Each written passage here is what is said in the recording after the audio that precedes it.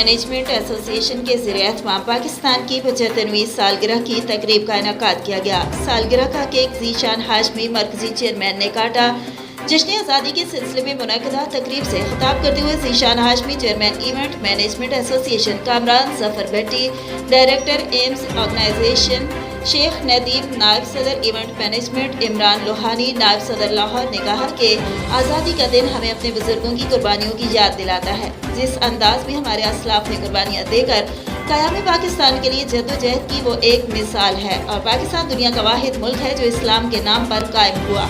اور اسلام کے نام پر ہی یہ ملک دنیا کے نقشے پر اسلامی جمہوریہ پاکستان کے نام سے موجود ہے، اور اس وطن کے حصول کے لیے نہ صرف ہمارے مردوں نے قربانیاں دی، ہماری مائیں بہنیں بھی کسی سے پیچھے نہیں رہی۔ انہوں نے بھی پاکستان کے استحکام کے لیے قربانیاں دے کر ثابت کیا کہ اسلام کے لیے تن من دھن قربان ہو سکتا ہے، اور پاکستان جب سے مارز وجود میں آیا ہے، دشمنان اسلام اس کے خلاف سازشوں میں مصروف ہے، لیکن اللہ تعالیٰ پاکستان کو مستحکم کیے ہوئے ہے۔ دنیا کی تمام طاقتیں پاکستان کے مقابلے میں ناکام ہو چکی ہیں، اور پاکستان کے استحکام کے لیے ہمارا بچہ ہر وقت قربانی کے لیے تیار بیٹھا ہے، اور ہم پاکستان کو مضبوط سے مضبوط تر بنانے کے لیے کوشاں ہیں۔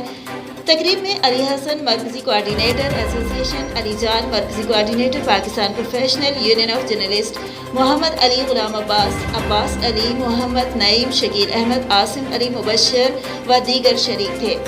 تقریب کے اختتام پر پاکستان کی سلامتی کے لیے دعا کی گئی اور اپنے بزرگوں کی قربانیوں کو خراج عقیدت پیش کیا گیا۔ اس موقع پر پاکستان کی 75ویں سالگرہ کا کیک بھی کاٹا گیا۔